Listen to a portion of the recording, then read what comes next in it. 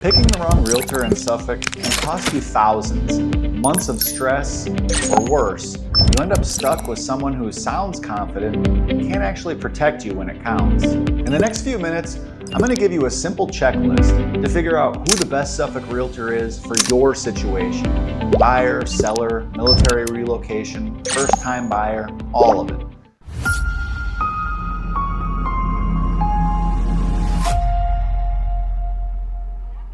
I'm Jason Edwards, Navy vet and realtor who helps people relocate and buy or sell in Hampton Roads all the time, particularly military families. I'll show you 7 questions you should ask any agent, the 3 red flags most people miss, and how to spot the difference between a door opener and a real advisor. And by the end, you'll feel calm, clear, and confident because this decision shouldn't feel like a gamble. All right, let's get after it. If you're watching this, you're probably not casually browsing YouTube. Nobody searches best Suffolk realtor for fun on a Tuesday night. You're either planning to buy, planning to sell, or maybe you've got PCS orders and you're trying to figure out how to pull off a move without losing your mind. So here's the deal. I'm not here to hype myself up or talk you into anything.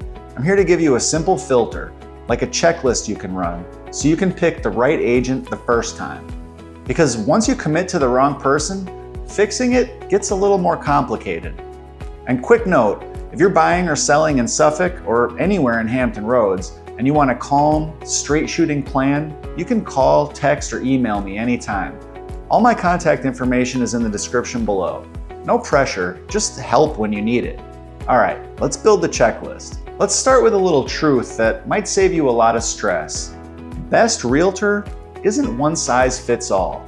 The best agent for a first-time buyer using a VA loan and relocating from out of state is not always the same agent who is best for a luxury waterfront seller, or someone building new construction, or somebody buying 5 acres and a workshop so they can finally stop pretending that they enjoy HOA emails. What you actually want is the best Suffolk realtor for your particular situation. And that's good news, because it means you don't have to find the top agent in some generic ranking. You have to find the right fit in skill, strategy, and communication. And I've got a perfect example of why this matters. I recently had someone reach out to me after watching my YouTube videos. They were super nice, they were super motivated, and they said, Jason, I already have an agent, and I already signed a buyer-broker agreement. But after watching your videos, do you have availability to help us? Now, I'm not interested in stepping on anyone's toes. If you've signed a buyer-broker agreement, you've committed to that relationship, and I'm not gonna be the guy that tries to wedge myself into the middle of that. That's not how I do business. But here's the point. It proved how important it is to choose the right person first. Because once you sign, switching isn't always simple. Sometimes it's possible, sometimes it's messy, sometimes it creates drama you don't need when you're already trying to move your family, manage your schedule, and get a home across the finish line. And this is also why, when I work with buyers, I make it crystal clear up front. I'm not interested in holding anyone hostage in a real estate transaction. I actually have a cancellation guarantee document that we all sign. If you ever feel like I'm not the right fit, we cancel. No guilt, no weirdness, no drama. Honestly, I'm not interested in forcing someone to work with me that doesn't want to. So my goal today is to give you a checklist that helps you choose the right person before you lock it in. Quick question, are you buying, selling, or relocating? Drop it in the comments below. I read them, and it helps me make more videos that match what people actually need. Let's talk 2026 for a second, because this is where people get tripped up sometimes. I don't have a crystal ball, but here's what the data has been showing. The market behaves differently depending on inventory, days on market, and how many choices buyers have. When homes are flying off the shelf in a weekend, people can get away with sloppy strategy. When the market is more balanced, when buyers have a little more breathing room and sellers have to be more intentional, that's when skill really shows up. And Suffolk isn't just up or down. It's a living, moving market with micro pockets that behave a little bit differently. So here are the actual Suffolk numbers as of January 2026. The median sales price is $344,235. Median days on market, 39. Months of inventory, 5. And the list to sale price ratio is 96.7%. Now, if you're newer to this, here's the plain English translation. Days on market tells you how quickly homes are moving. Months of inventory tells you how much choice buyers have, how many homes are on the market as opposed to how many buyers are out there. And list to sale ratio tells you, on average, how close sellers are getting to their original list price. Those numbers matter because they change how you price a home, how aggressive you need to be as a buyer, and what kind of negotiating room you might actually have. And let me give you a real example of what strategy can actually mean in 2026. I recently helped a fellow Navy veteran negotiate over $31,000 in seller concessions, plus over $1,400 in repairs. And the part that still makes me smile is they ended up getting $750 back at the closing table, rather than bringing money. Now, a quick caveat, that's not always how it goes. Every situation is different. Price point, loan type, closing costs, condition, negotiation leverage, all of it plays a part. The point isn't you'll get money back. The point is the right strategy can dramatically change your outcome. So if you're a buyer, especially a first-time buyer or a VA buyer, you want an agent who can protect you from overpaying and help you structure a win. And if you're a seller, you want an agent who can position your home so it doesn't get stuck, stale, and discounted because the strategy was throw it on the MLS and pray. And listen, praying's a good thing. I'm a fan. It's just not a marketing plan. All right, here's the core of the video. 7 tests. Think of these like a pre-flight checklist. You don't have to be an expert pilot. You just have to make sure the right systems are in place before you take off. Test number 1. Do they specialize in your lane? First question, what kind of move are you making? Are you buying resale? New construction? Are you selling? Are you relocating from out of state? Are you using a VA loan? FHA? Conventional? Are you trying to buy and sell at the same time? Because I do a little bit of everything sounds good until it isn't. And let me make this personal. I cut my own hair. I buzz it all the way down. That doesn't mean I'm opening a salon. It means I can do one thing well enough for my own situation. Real estate isn't where you want good enough. So ask an agent this: how many deals like mine have you done in the last 12 months? Not ever, not back in 2019, in the last 12 months or so. Because the market changes, lending changes, contracts change, and your agent needs to be current and change with it. If you're a VA buyer, ask, how comfortable are you with VA appraisals, VA minimum property requirements, and negotiating repairs or credits in a way that protects my loan? If you're a seller, ask, how many listings like mine have you sold recently? And what was your average list to sale ratio? And pay attention to how they answer. Clear answers usually mean real experience. Vague answers usually mean they're hoping you don't ask follow-up questions. A quick takeaway from that, the right agent should be able to say, here's what I do, here's how often I do it, and here's how I protect you. Test number 2, can they explain their process like a playbook? Especially if you're relocating or you've got a complicated schedule, you want an agent with a system, not a vibe, not a personality, a system. If you're PCSing into Hampton Roads, you do not need extra chaos. You need an agent who can run your move like an operations plan, because it basically is one. Here's the kind of stuff you should hear in their process. Step 1, finance readiness. Who's the lender? Are you pre-approved? VA entitlement questions. What do we need to document? How do we avoid last-minute surprises? Step 2, shortlisting areas using fair housing safe tools. Not, let me tell you what kind of people live where. We don't do that. Instead, commute mapping, flood information, general amenities, property characteristics, and how you can research schools and neighborhood statistics yourself. Step 3, virtual showing protocol. How are they going to show you homes remotely in a way that's honest and useful? Do they point out flaws? Do they have a red flag checklist? Do they show you the street, the lot, the neighborhood entrance? Or do they just spin in circles inside the living room like a confused Roomba? Step 4, offer strategy. Not one script, options. Step 5, an inspection negotiation playbook. Step 6, closing coordination, especially if you're closing from out of state and you need utilities, insurance, repairs, and timing all lined up. If an agent can't explain a process, You're basically hiring someone to freestyle the biggest financial decision you're making this year, a pressure test question. Talk me through a virtual showing. What do you look for and what do you document? A strong agent will say something like, well, I start outside. I show you the street, all the neighboring homes. I check the lot lines, whether it's a busy road, a corner lot, the drainage, things like that. Then we go inside, and I'll slow down on the big ticket stuff, the roof age if we know it, HVAC, windows, signs of moisture, foundation clues.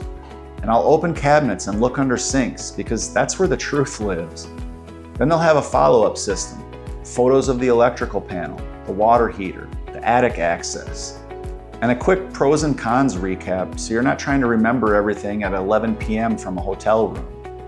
A weak agent will basically FaceTime you a living room, say it's cute, and then ask if you want to write an offer.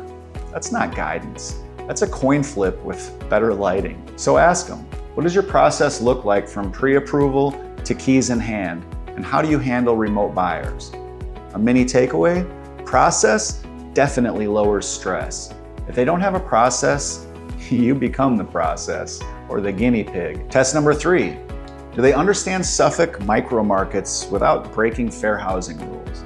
Suffolk isn't one big identical blob, and I say that as someone who lives and works here. In fact, I literally just published a YouTube short breaking down the difference between North Suffolk and downtown Suffolk, or Central Suffolk, or real Suffolk, whatever you want to call it.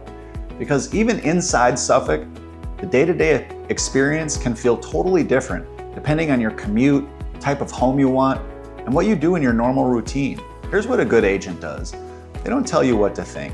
They give you the tools to decide yourself. They'll say things like, here's how to map your commute to where you'll work. Here's how to check flood zones. Here's a few different types of housing styles you'll find in these general areas. Here's how you can research school ratings and neighborhood statistics on your own. So your interview question is, how do you help clients compare different parts of Suffolk objectively? If the answer is, oh, I'll tell you where you want to be. Nope. If the answer is, here's my process to help you compare areas safely and clearly, that's the one. A mini takeaway here. The best local knowledge is taught as a method, not delivered as an opinion. Test number 4. Do they use data or just opinions? This matters for both buyers and sellers. For sellers, pricing isn't a guess, it's a strategy.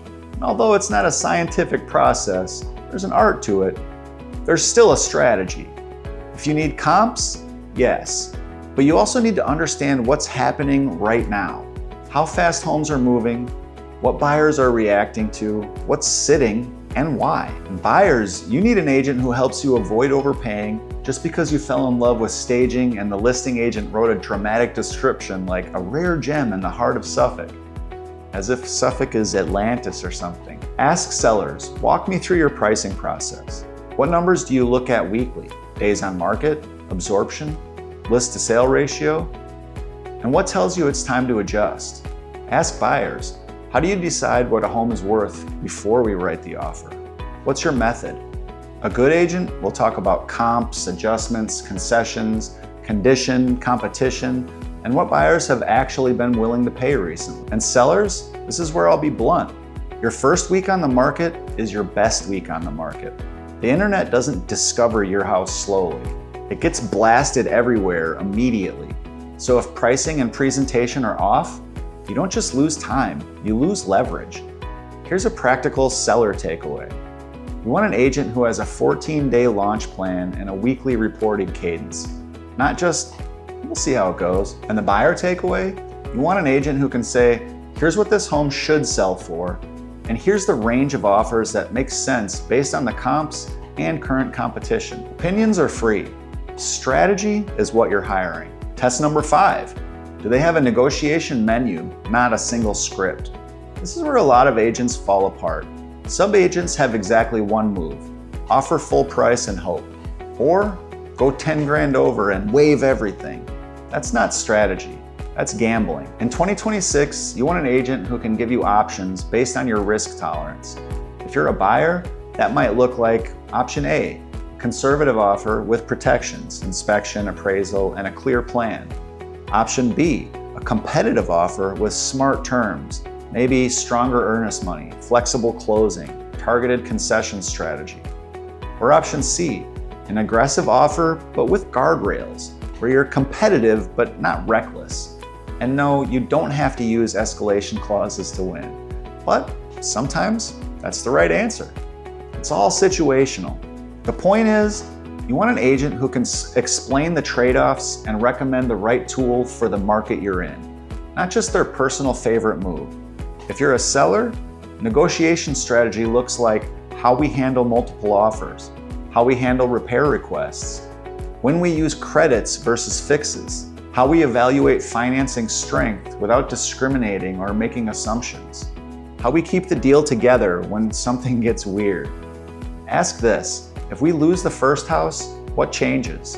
What's plan B? The best negotiators don't just write offers, they manage risk. What's your biggest worry right now? Getting your offer accepted? Affording the payment? Or selling without leaving money on the table? Drop it in the comments below. Test number 6, communication standards and coverage. People don't freak out because of bad news. They freak out because of silence. Some things you want to know. How quickly do they respond? Do they explain things in plain English? Do they proactively update you? Do they have coverage if they're unavailable? Because if your agent goes missing the moment you need to write an offer, that's not busy, that's dangerous. So ask, what's your standard communication cadence and who covers if you're unavailable? Communication is a big part of the product you're paying for.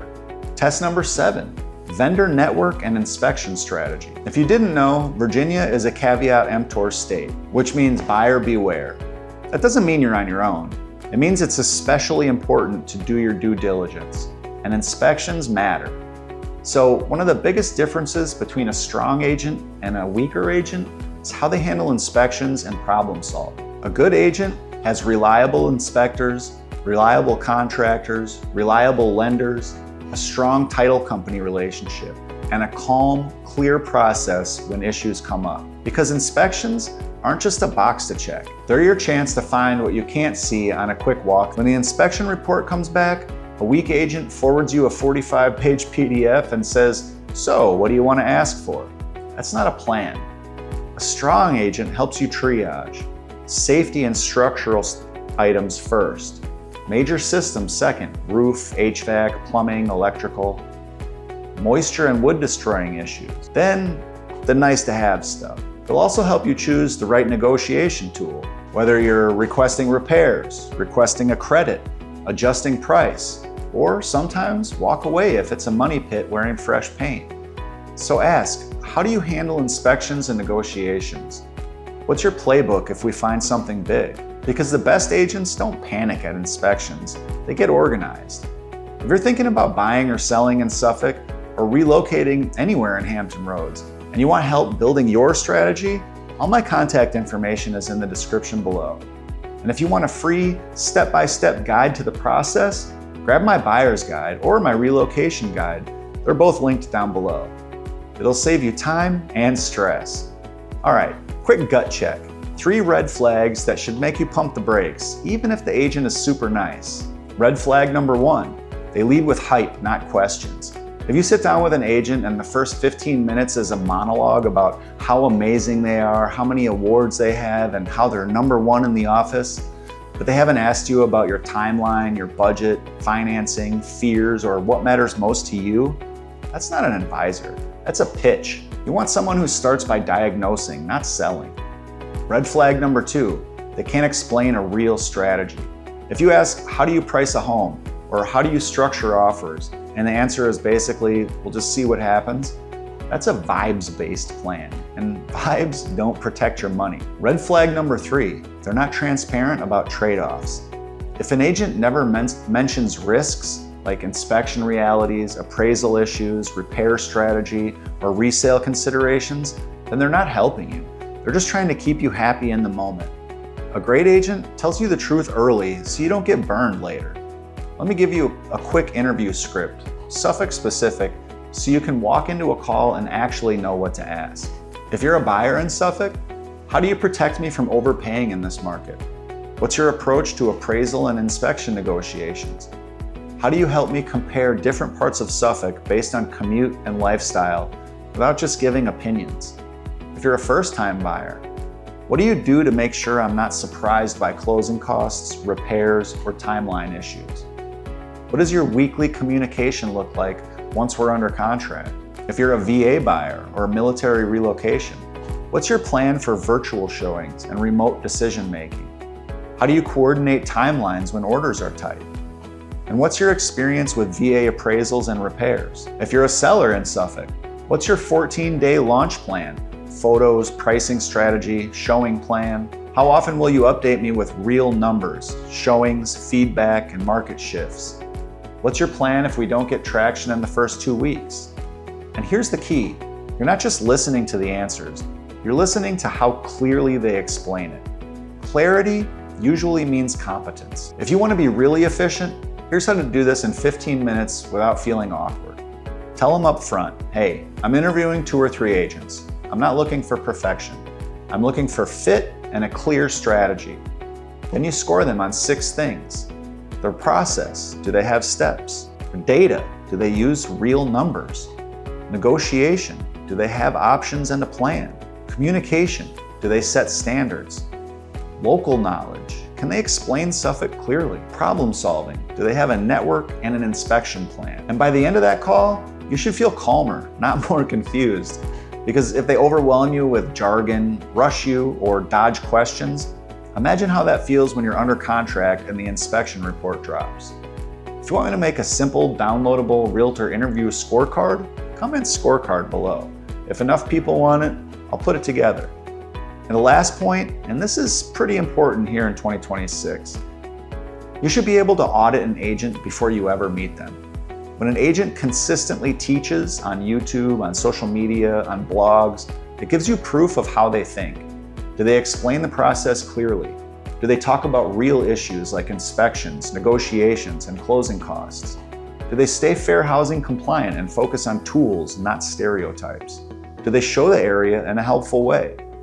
Because if you're choosing who to trust with a home purchase or sale, trust me isn't enough.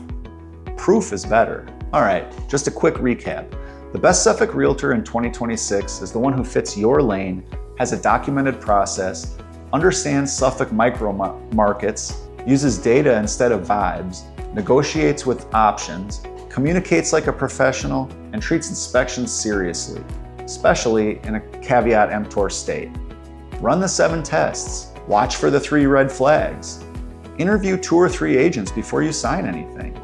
And if you're buying or selling in Suffolk or relocating anywhere in Hampton Roads and you want a calm, honest plan, reach out to me. Call, text, or email. All my contact information is in the description. If this video helped you, hit subscribe because I post practical Hampton Roads guidance every single week. I'll talk to you soon.